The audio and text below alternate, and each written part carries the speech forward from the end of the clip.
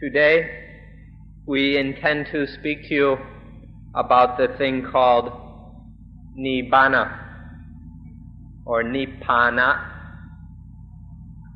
Many of you have probably heard of the word nirvana or nirvana, which is a Sanskrit word.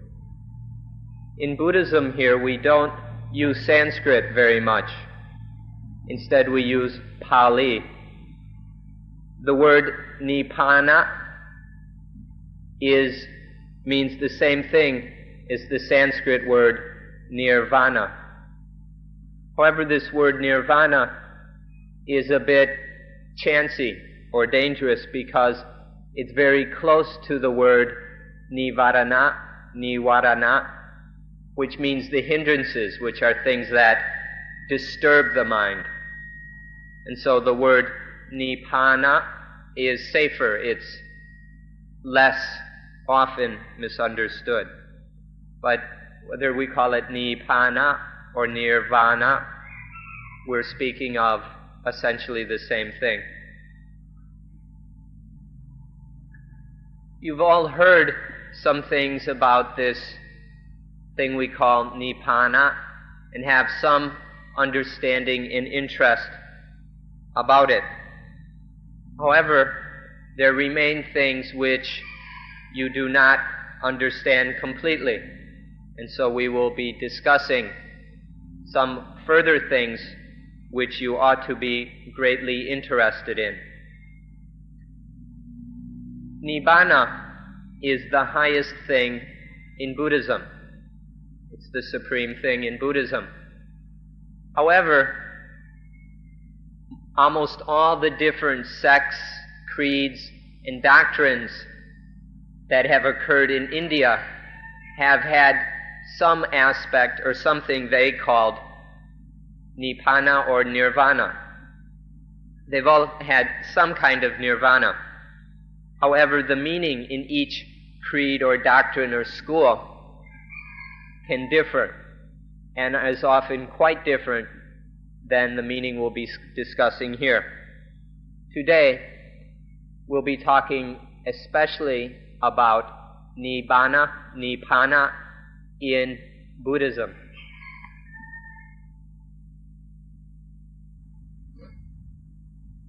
Somebody described Nibbana in a way that is both easy to understand and also correct. They said that Nibbana is the summum bonum, the utmost goodness of Buddhism. All genuine religions, all the different sects and creeds and denominations in India and elsewhere have something that is its summum bonum. For example, in Christianity, the summum bonum is to be with God in the kingdom of God. And so Buddhism also has its summum bonum, which is Nibbana. Without Nibbana, Buddhism would not be Buddhism. Or we could say that without Nibbana, Buddhism would have no meaning or value. This is why we study the thing called Nibbana as the essence, or the heart, or the goal of Buddhism. Without this, Buddhism would be meaningless. There's a very important matter which is commonly misunderstood.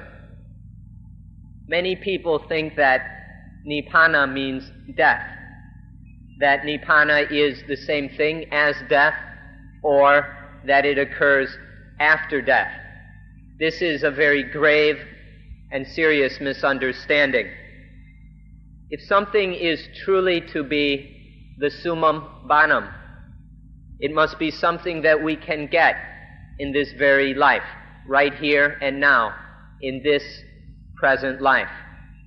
If we must wait for some other life then it can't be the summum bonum. So the summum bonum of Buddhism, Nibbana, has nothing to do with death. But this is a common problem. It occurs even in Christianity.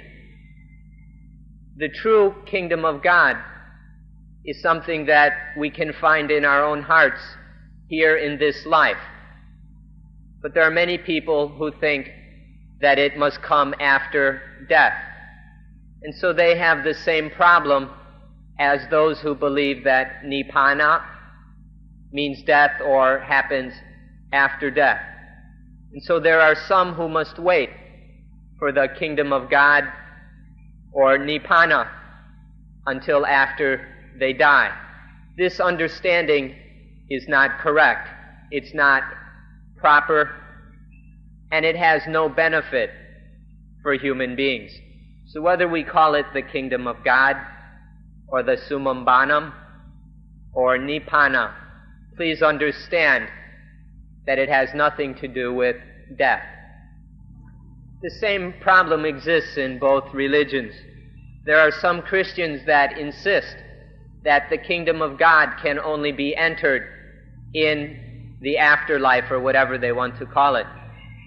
They won't admit, they won't accept that we can enter the kingdom of God within our own hearts right here in this life.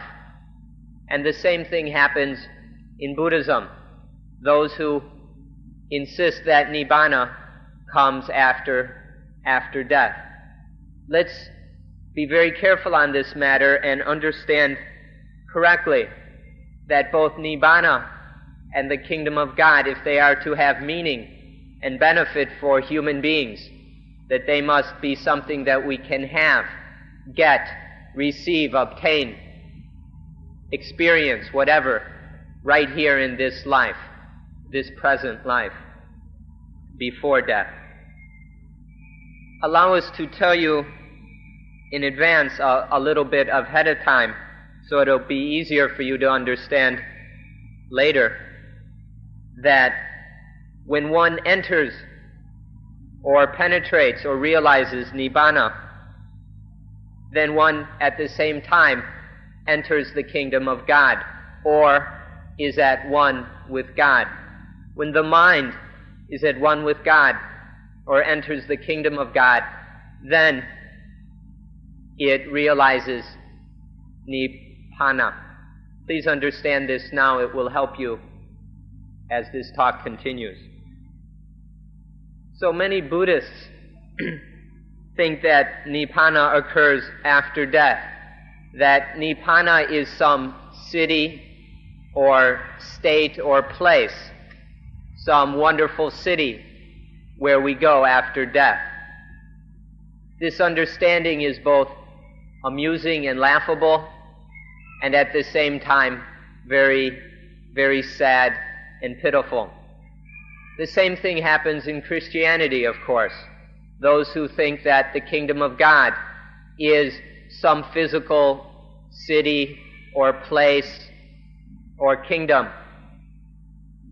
When this understanding interferes, then people aren't able to realize that Nibbana and the kingdom of God are to be experienced within each individual's own heart or mind when that individual has correctly practiced Dhamma. This is a point we should all understand. All the various sects and schools that occurred in India in the Buddha's time taught that Nibbana was something experienced within this very life, within the heart and mind in this life. The exact meaning of it may have differed. Some said that the experience of the first level of absorption or deep concentration was Nibbana. Some said the second level of absorption, others the third or the fourth, or the so-called immaterial absorptions, such as consciousness is infinite, or nothingness or is limitless, and various deep levels of concentration were taken to be nirvana or nibbana. But in all of these cases, it was understood that nibbana occurred within this life. The misunderstanding that nibbana was some city or place we went to after death arose later. Another misunderstanding, which is equally pitiful, is one that is very common nowadays. There are many that believe that nibbana is something that is out of date or old-fashioned or something just for old people. Some even say that it's foolish or impossible nowadays. So there are many who have no interest in nibbana because they feel it's old-fashioned or beyond what modern, or something that modern man should not be interested in. This understanding is very dangerous. It seems that the same thing happens in Christianity, where there are many people who think that the kingdom of God is old-fashioned, out of date, foolish, even stupid. These misunderstandings ought to be eliminated and gotten rid of so that we can be interested in the true nibbana. And so we're going to pull these back into the present, into our own hearts. We're going to pull nibbana and pull the kingdom of God into our hearts right now, in the present, in order to understand, realize, and have these highest things, nibbana and the kingdom of God. There are many directions from which we can approach this thing, nibbana. First, we'll look at the word in its literal sense. We'll look at the letter of nibbana. When we take nibbana literally, it has the meaning, the quenching of fires, or the quenching of hot things. Anytime something hot is quenched, is cooled, that is the meaning of nibbana. So, in the physical way, if a physical fire is quenched, is cooled, we call that nibbana. Or if the mental fires, the defilements of greed, anger, and delusion are cooled, are quenched, we call that nibbana. But in both sense, whether it's physical or mental, we can use the same word. We prefer this word quench. And so please listen to it carefully. The quenching of heat, of fire, is the meaning, the literal meaning of the word nibbana. It might surprise you to know that this, in the Pali language, is a very common, ordinary word. It was originally just a word that children and adults and everyone would use. Anytime something hot cooled off or was quenched, that was the word nibbana could be used, whether it was a physical thing or a mental thing. This is the literal sense of nibbana. So a child might yell out from the kitchen that the fire nibbanad, mean the fire cooled down or went out. Or the child might call out that the soup has nibbanad, meaning the soup has cooled down enough that we can eat it. The meaning of the word nibbana has these very common, ordinary, everyday meanings that even a child would know and use. And so we can use it even for material, physical things. So to understand it, we should understand it in this material aspect as well. Or a goldsmith working with gold in his furnace, then when he took the molten gold and poured it out and then cooled it with air or with water, that gold, that hot molten gold, would also nibbana. It would cool down. So we can use the word in this sense as well. or wild animals that have been recently captured from the forest, animals that still are quite fierce and dangerous. When these animals are tamed or are trained until they become tame, when all that fierceness and danger has been cooled down, then we can say that these animals have been made Nibbana. When the fire of wildness and danger has been Nibbanaed. We can use the word in this sense also. So, in the literal sense, these various meanings we've discussed so far all come down to a cooling down, a quenching of fire or of heat.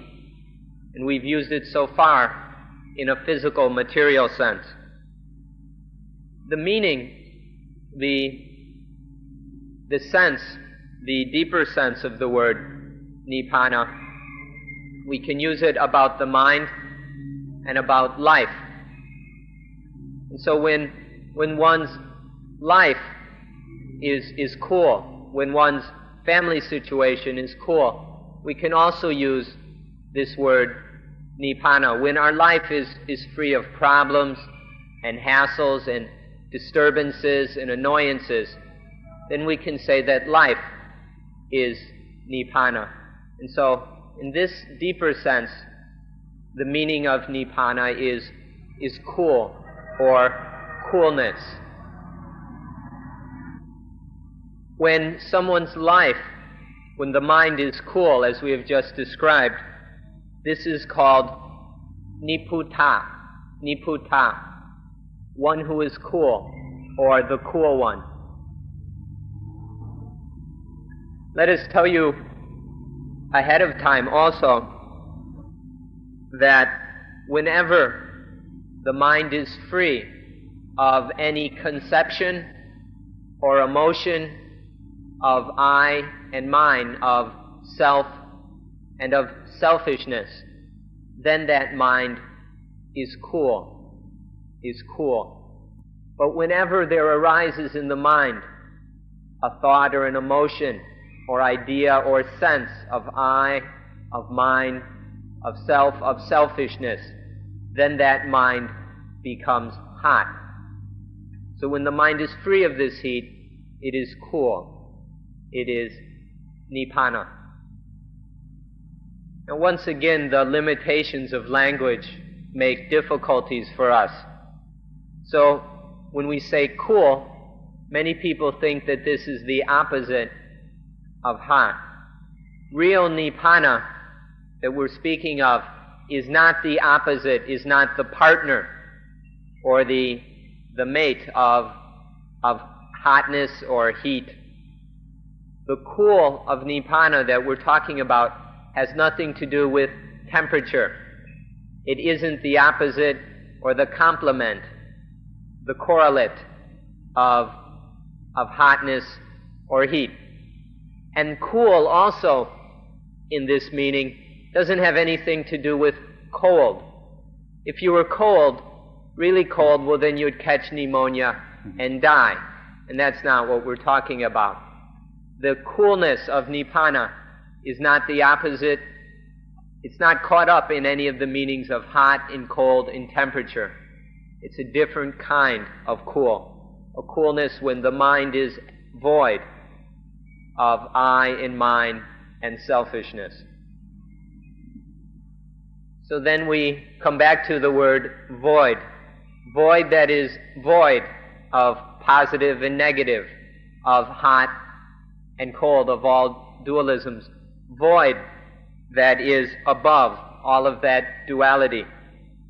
This is the real meaning of coolness. The real coolness is void. It has nothing to do with hot and cold or with positive and negative. In the Pali texts, it's recorded very clearly that the quenching of the fire of raga, lust, the quenching of the fire of tosa, anger, and the quenching of the fire of moha, delusion. This is Nibbana. So understand coolness in terms of the quenching of those fires of lust, anger, and delusion. Now, let's start over and take a good look at the importance of this thing we're calling coolness or quenching. If we look at our own lives, we'll see that without the quenching and cooling of thirst, of craving, then we would either go crazy or we would die. All the desires and craving and thirst and hunger and fears and worries, all these fires that are coming up all the time each day, if there wasn't any quenching and cooling of these fires, if all these fires were burning in the mind constantly, non-stop, then the mind couldn't take it and we would go crazy, or if we didn't go crazy, we would just plain die. This is pointing to the very basic necessity of Nibbana, of quenching in this meaning, that the calming of all that desire and craving and thirst, that cooling, that quenching, is necessary if we're going to avoid going insane, we're going to avoid committing suicide. So in just this very fundamental way, can you see the importance right here, today, right now, in your own lives of Nibbana? So even if this quenching is just a little bit here and a little bit there, only very temporary, or little Nibbanas, little temporary quenchings, even so it is still absolutely necessary for the survival of life. So if you can reflect in this way, you'll see that for all of us, the quenching of these fires is absolutely necessary. If, for example, if hunger went on endlessly, continuously, without letting up, without ever stopping, then we would die.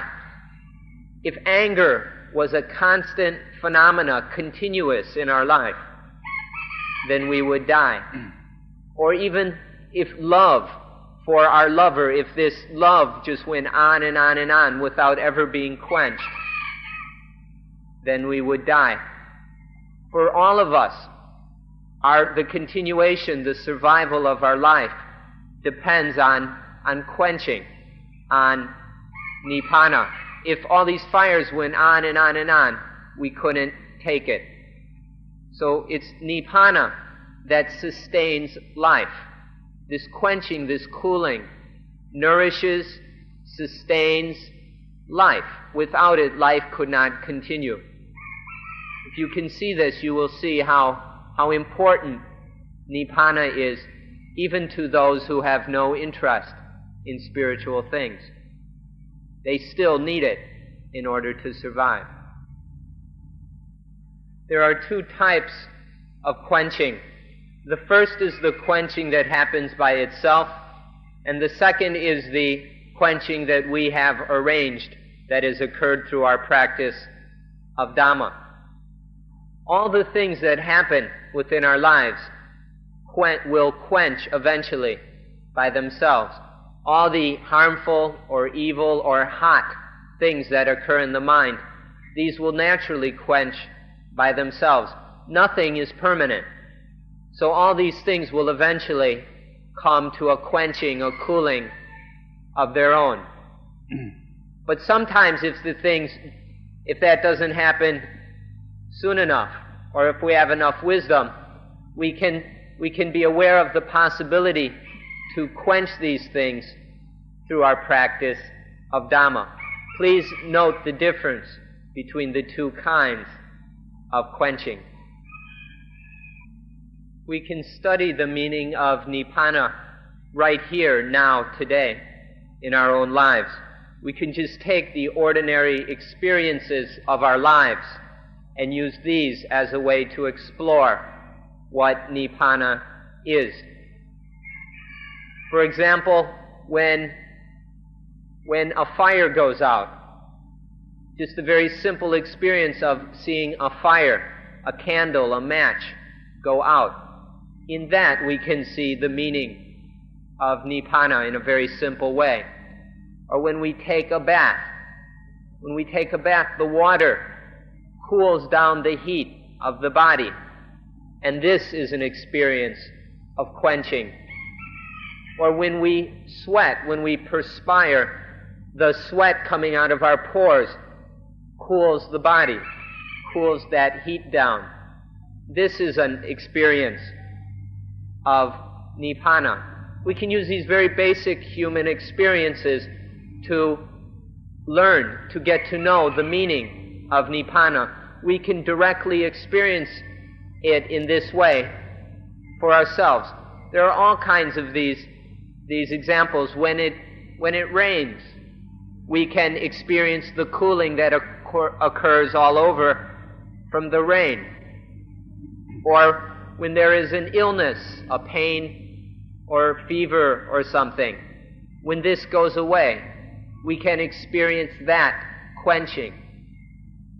All kinds of different experiences that will occur in our daily life can help us to discover the meaning of quenching, of Nibbana.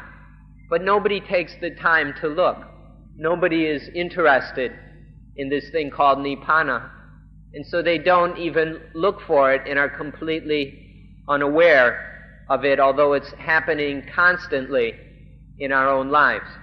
So take the time to pay attention to these very simple experiences of Nibbana that are occurring in all the things around us and in everything that arises within our minds. We can use all of these in order to discover the meaning of quenching. In brief, we can see Nibbana or quenching in everything. All things that arise, all things that are caused, that occur, all things that are born will eventually quench, will eventually Nibbana. For this reason, we can study this quenching in everything. All the various things that arise eventually will quench. In Pali, the words are Yankinchi Samutaya Tamang Tapantang Nirotha Tamang, which means all the things that arise through causes will quench. And to see this is to see Dhamma.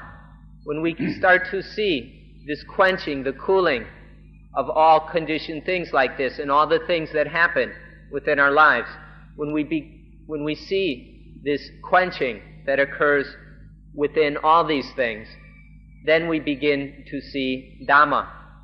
The eye of Dhamma, the spiritual eye, begins to open as we see all this quenching happening everywhere.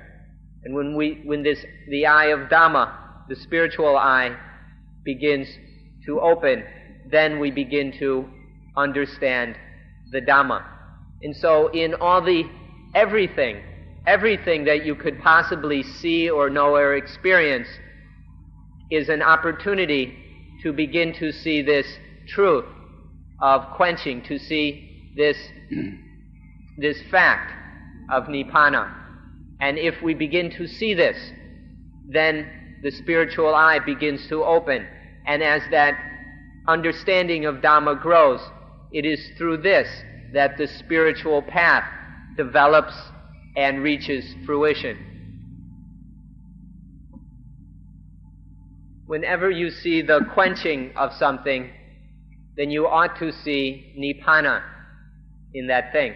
Whenever you see something quench, you ought to see Nibbana.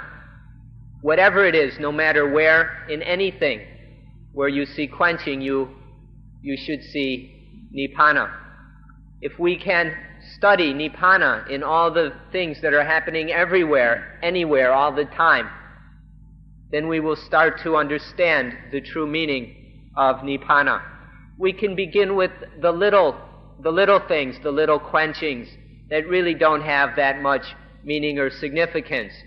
But then we can explore more and more deeply so that the understanding of Nibbana becomes more and more deep, more profound, and gets closer and closer to the true Nibbana that is the most significant thing in human life. So using all the different possibilities, all the different occurrences of quenching within our lives, we can study the meaning, the significance of Nibbana. So take the opportunity of all these little Nibbanas that occur every day. Study them more and more until the understanding and experience deepens, until the point where we have a sincere desire and need for the highest, the most complete, the perfect Nibbana. Please don't be careless about these little quenchings that occur each and every day. Just because they're small doesn't mean they should be overlooked.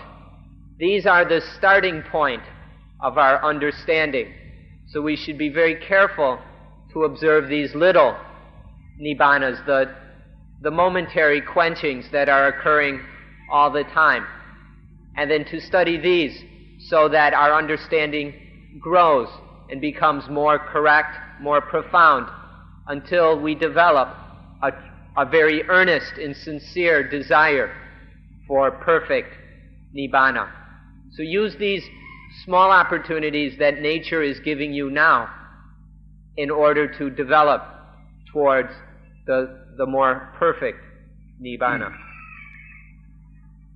So if we observe in the way we have been describing and come to see that it's these little Nibbanas, these little quenchings that sustain life, that nourish life, that cool life, that allow us to continue in life. If we start to see this, then we will genuinely appreciate Nibbana, and we will start to actually love Nibbana, this thing that allows us to live. And then our desire, our need, our want for Nibbana will grow and grow until it becomes very sincere and earnest. So use these little opportunities to allow our love and need for Nibbana to grow, and so that we will then apply ourselves fully to the higher methods which will allow the realization of perfect Nibbana. So now we have studied the little Nibbanas sufficiently, understood this basic level of Nibbana well enough that we can begin to develop this understanding, to expand it, to broaden it, in order to come to a realization of the Nibbana which is complete, which is full, which is perfect. So please take this beginning level of study now and expand it towards a deeper realization. Please study this matter very, very carefully. The first thing we need to understand is what we call dukkha or tukka, suffering, mental suffering. If we don't understand this thing called dukkha, then it's hopeless. It's impossible that we would ever understand Nibbana. So let's begin by understanding what is meant by dukkha, suffering, so that we can also understand Nibbana. As we said earlier, Nibbana is the quenching of dukkha.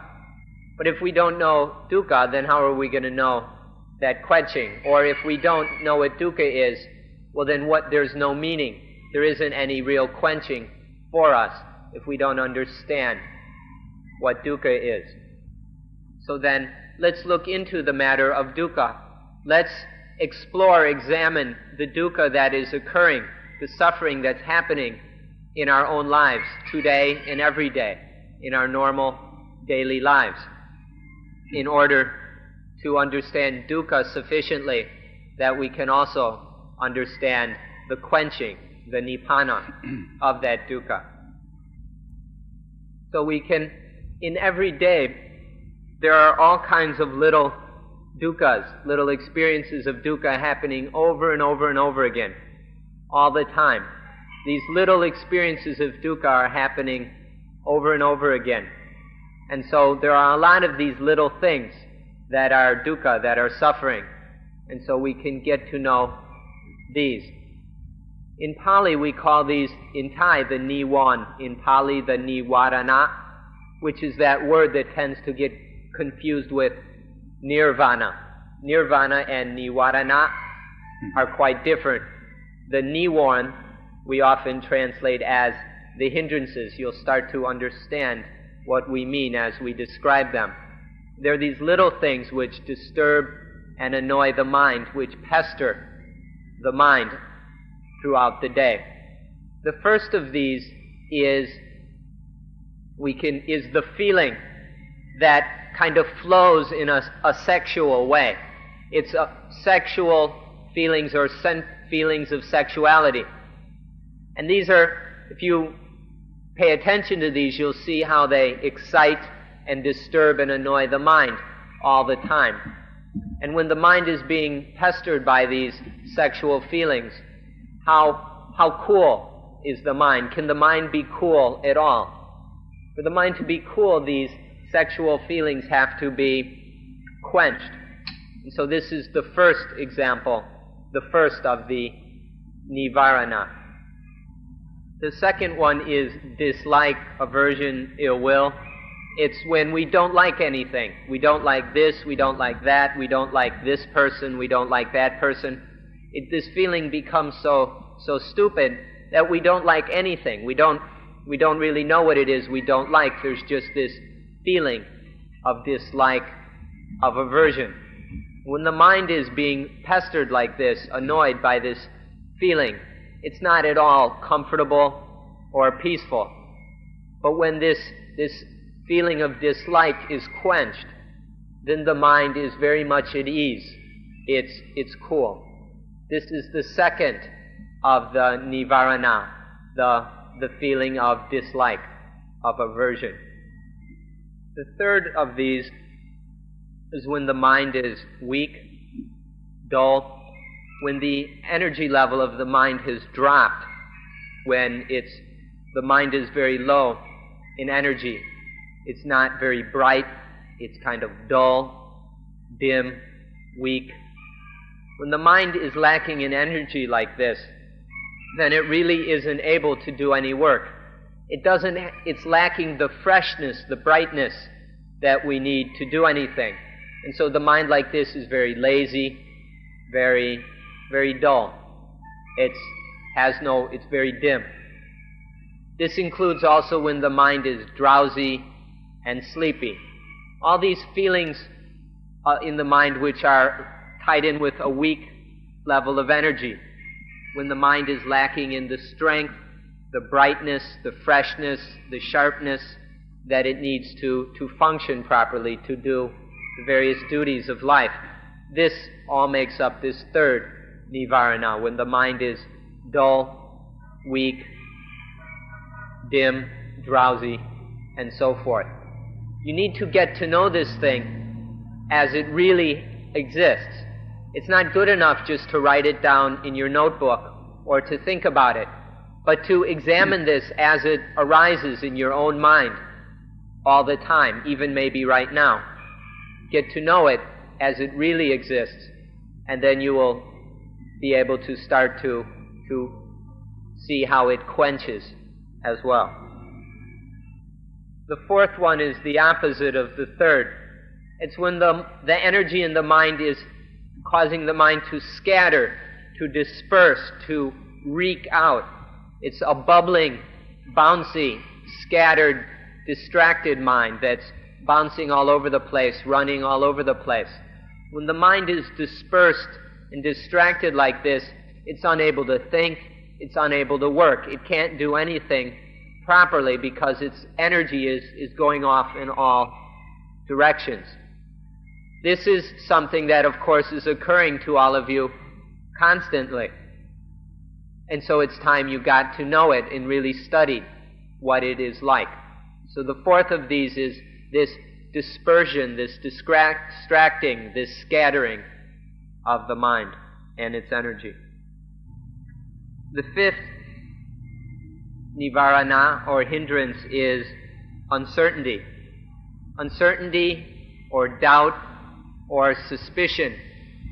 It's when we're uncertain about what is happening or what is right, when we're uncertain about whether what we're doing is correct, where we sit there and think, is this right? Am I doing the right thing? Or is my life correct? We have all kinds of doubts like this. Is what I'm doing right? And when we are thinking like this, then we are never contented. There is no contentment. And these doubts and suspicions and uncertainty arises about our life. Is our way of life, is our life really safe? Is it really healthy? Is it really correct? We're being disturbed by these doubts and uncertainties all the time. And so our life is never really at peace. It's happening in your own minds, whether you've taken the time to look or not. It's happening. And so it's much better to observe it in the reality of the thing and not just the sound or the letters of the word. So now let's take a look and see what it would be like if all of these things were quenched. If all five of these hindrances were quenched, what would that be like? If all five were completely quenched, so in one moment there were none of them at all, then Nibbana would appear, would manifest automatically, spontaneously by itself. When all five of these hindrances are quenched, then there is nothing but Nibbana. The mind is cool, is quenched. Now, if we want, we can just let these things quench by themselves, but that may take a while, and we may not be able to put up with all the hassle and discomfort while we're waiting. It's really not enough to just wait for them to quench by themselves. And so we need to do something about them. We need to quench them through our own practice. There are various methods for doing so. And this is why we practice mental cultivation. This is why we train and develop the mind, or one of the reasons, in order to quench these little fires or hindrances. Through the correct practice of concentration or tranquility meditations, through the correct practice of things like anapanasati, mindfulness of breathing, through using these mental development techniques and methods, it is possible to quench these nivarana, these hindrances. And then when that happens, there is an experience, a little temporary experience or taste of nibbana. These little nibbanas are the result of correctly practicing mental development. And within them is the correct meaning, the real meaning of nibbana, even though it's just little nibbanas, not the perfect and complete nibbana, but still it has the same meaning. An interesting thing about these nivarana is that they can arise without any external concern encouraging them or stirring them up. It's not necessary for there to be some external object of these hindrances. You can observe this easily sometimes when you're in bed about to fall asleep, where these nivarana will just come up from inside us without any real objects being there to stimulate them. They can just come up from inside because their causes are internal. This is a very interesting thing about them. Exactly How that happens we'll discuss at another time. But you can see how these nivaranas, these hindrances, can happen without any external object. And when you understand this, you'll see how easy it is for them to occur and how that they're happening so often. Now, these nivaranas are just little things, little disturbances and annoyances of the mind which bring about little bits of dukkha. It's dukkha, it's suffering, but on a very low level. It's annoyance and that, because they're coming from within. It's not any big, heavy-duty thing, because they're just arising from within, and there isn't necessarily an external object. So we also need to move on and examine the stronger, the heavier suffering that arises from the defilements. The defilements are much stronger, much more destructive, and bring about much more torment and suffering than the little nivaranas. The nivaranas are like half grown or half complete, but the kilesas, the defilements, are full blown. They're very powerful. So we need to study these as well, because they bring about much suffering in our lives. We've already talked about them before, so you should understand them already. We'll go into them just a little bit. The first is raga or lopa. It's wanting, desiring to get into, hold and clutch and hug and all that. That's the first kind, wanting to pull in, grasp, to bring in. That's the first kind, greed and lust. The second is tosa, hatred, and kota, anger. This is the opposite. It's wanting, it's disliking, wanting to knock away, wanting to get rid of, wanting to destroy. And then the third is moha. It's where we don't know what's going on at all. We're confused, we're deluded, and it's like the mind running around in circles. So there's the pulling, gathering, sweeping in. There's the pushing and knocking away. And then the running around in blind, confused circles. These are the three kinds of kilesa. These are big, heavy things now that are happening. If we're going to understand Nibbana, we need to understand these aspects of dukkha. So take a look at these things as they occur. Get to really know them. If you don't understand these defilements, then you'll never understand Nibbana. So please pay attention to these defilements, and then you'll be able to get an idea, to imagine what Nibbana is. When we say to know and understand these three defilements, we mean to experience, to have a direct, personal, penetrating experience of these things. That means when they happen, really feel it. Not just think about it or remember it a few minutes later, but really experience it. And when you have this direct and penetrating experience of these three defilements, you'll see that they're fires. Experience how hot, how burning these things are. And then when you experience that, then you'll see how when those fires don't exist, when they have been quenched, then you'll see how cool, how peaceful, how right Nibbana is. If you don't understand these fires, these defilements, you'll never have any clue about Nibbana. Nibbana is the quenching of dukkha. So we have to have a very full, a very clear understanding, experience of these defilements. They're happening anyway. So why not just see what they're like and get it over with, so that you can understand what's better, the quenching of these things, the coolness of Nibbana. There's another aspect of dukkha which nobody ever talks about. They don't talk about this thing. It's maybe because it's very profound or very subtle. but we'd like to talk about it now.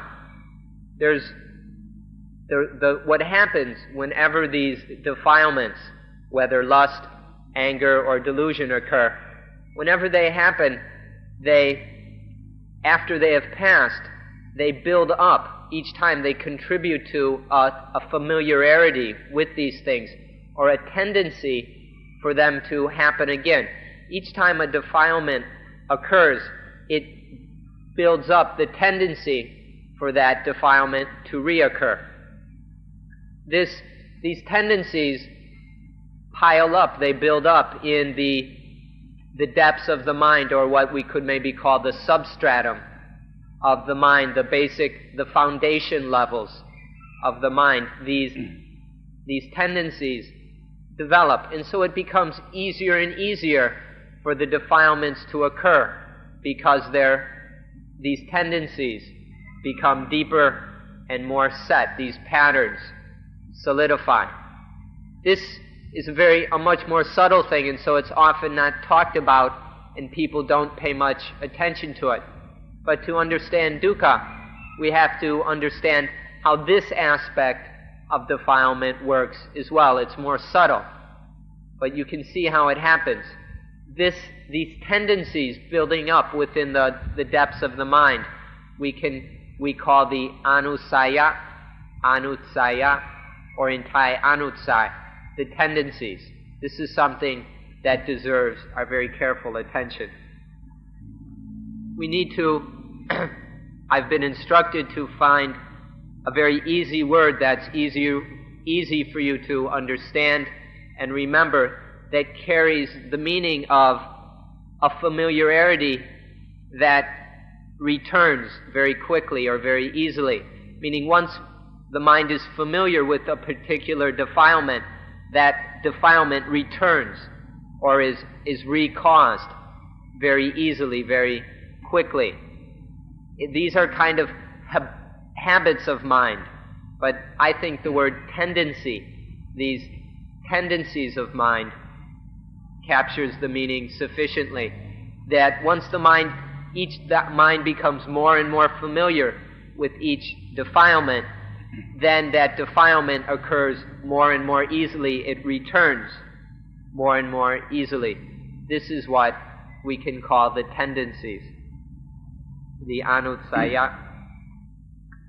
Now, as we build up, as we deposit and pile up these tendencies, they build up a pressure.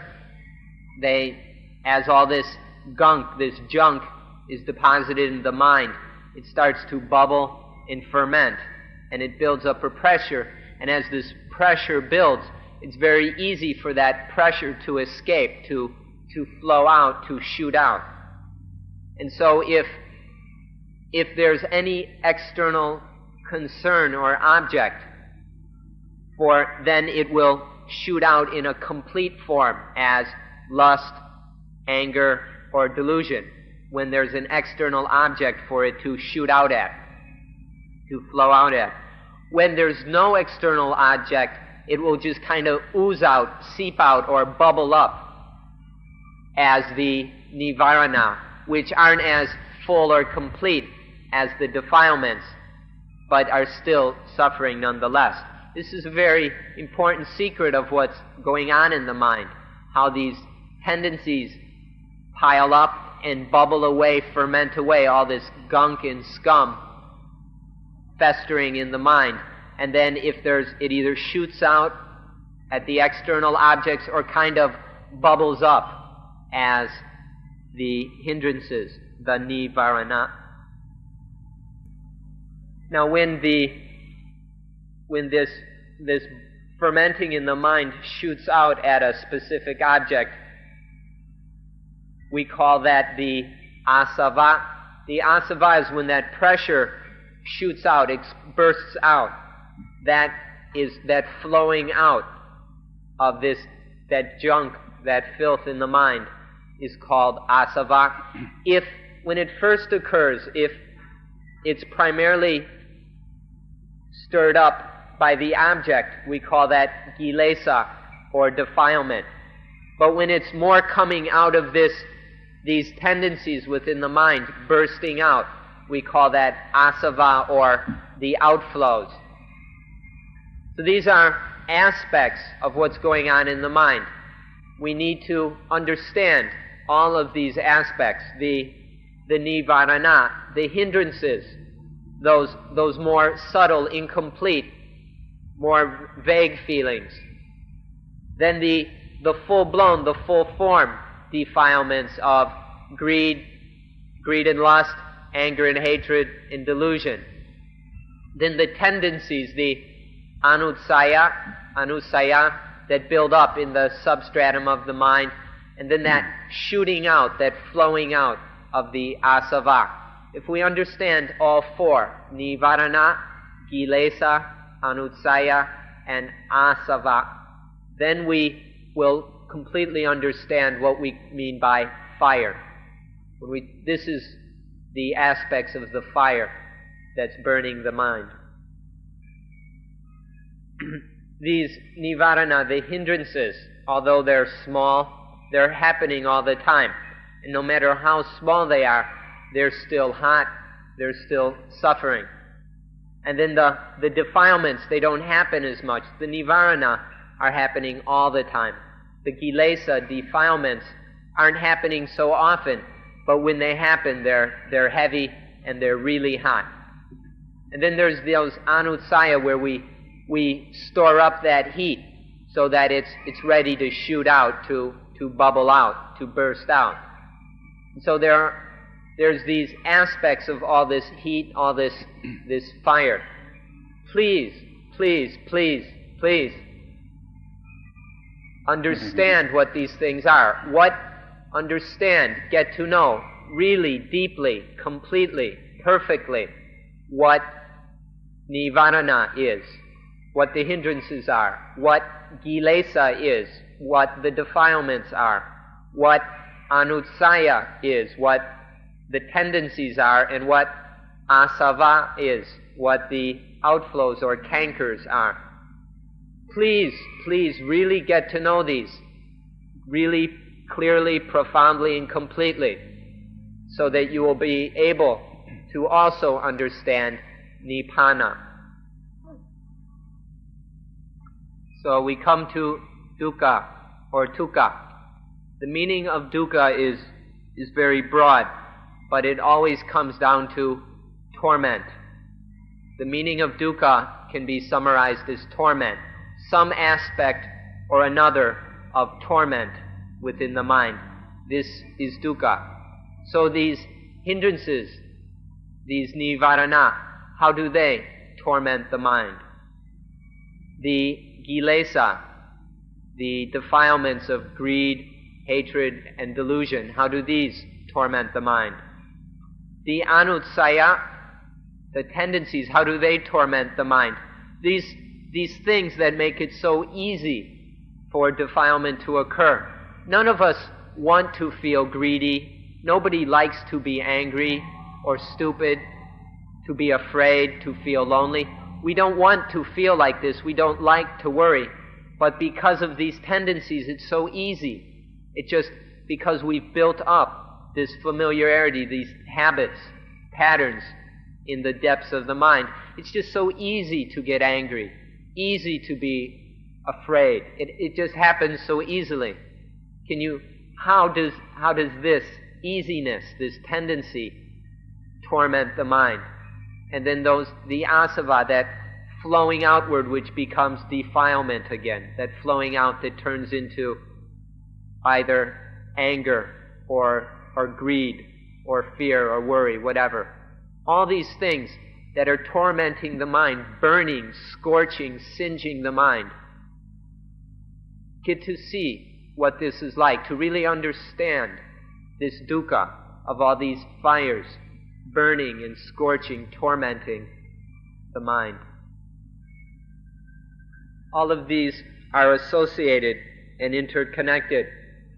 And so why is it that we can't control ourselves? Why don't we have any self-control, that we don't fall into all these ugly, negative things that nobody likes? It's because they're interconnected, and so we've filled our bags with the anutsaya. Our bags are full of these tendencies, and so we're unable to control ourselves. These things, some people think, just happen, but it's because they're interconnected. So we suffer, we experience dukkha because our bags are too full, are too stuffed with these anutsaya. But there's something we can do about this. Once each defilement has occurred, it burns the mind.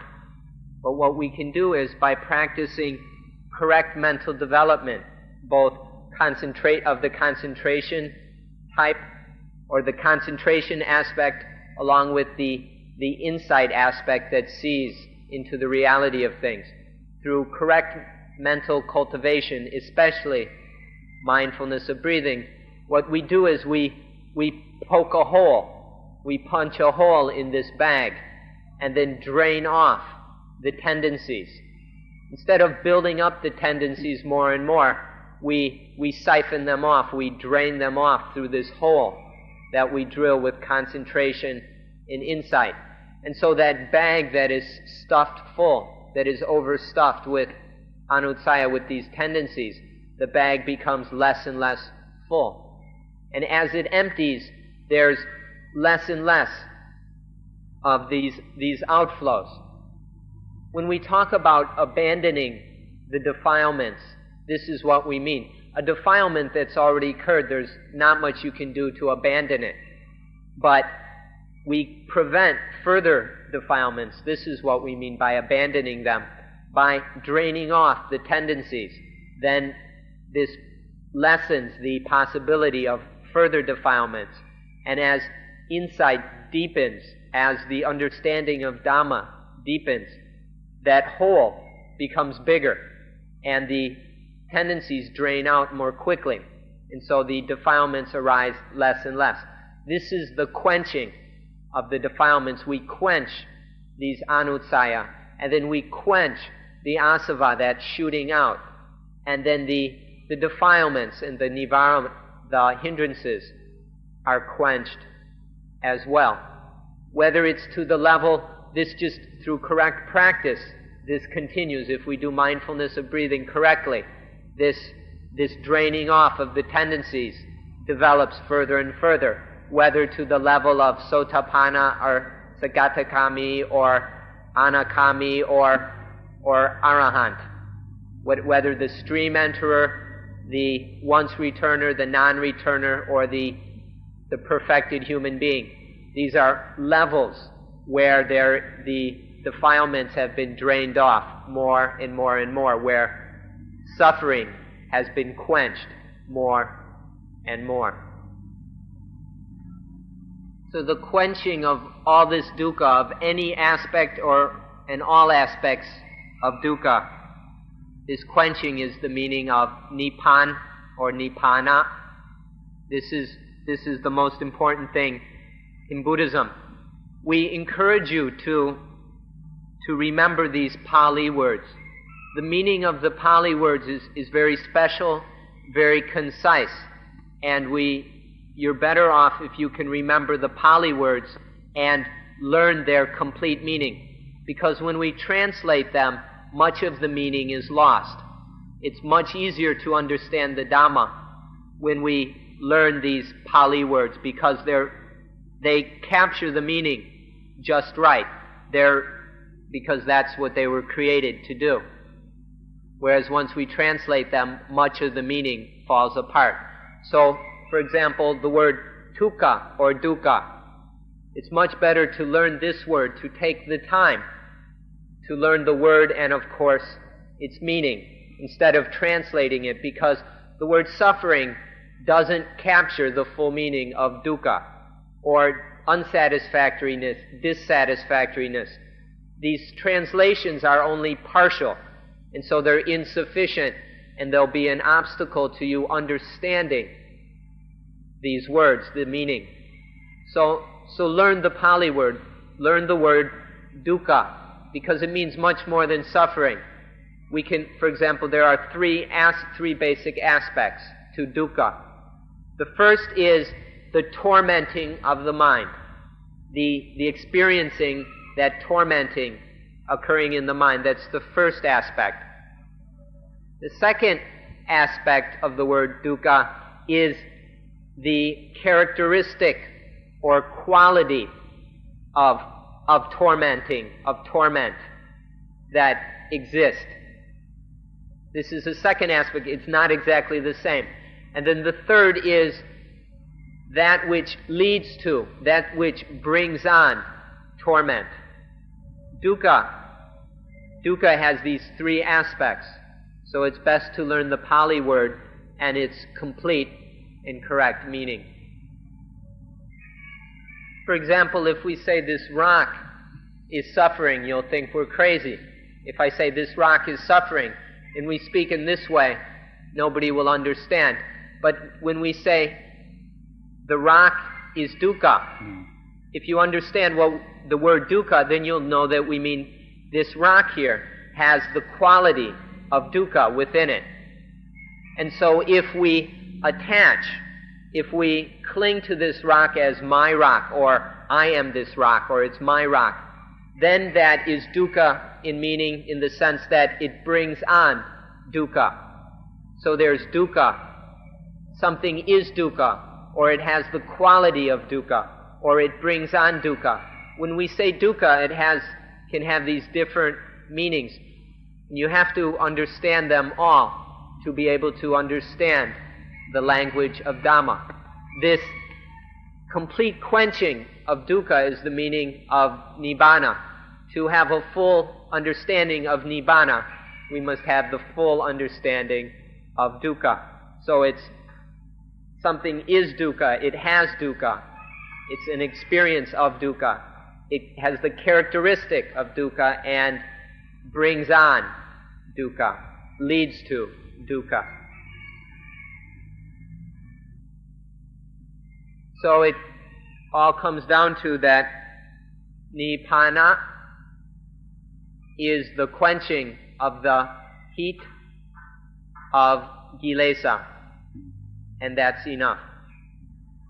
So please pay attention to Nibbana. Be interested in it as the thing that cherishes life, that nourishes, sustains, supports, cherishes life. That without Nibbana, life couldn't go on. This is what allows us to live, the quenching of these fires. This is Nibbana. We hope you'll be very interested in it. Pay careful attention to it, because this is where the story ends, with Nibbana. And so the story ends.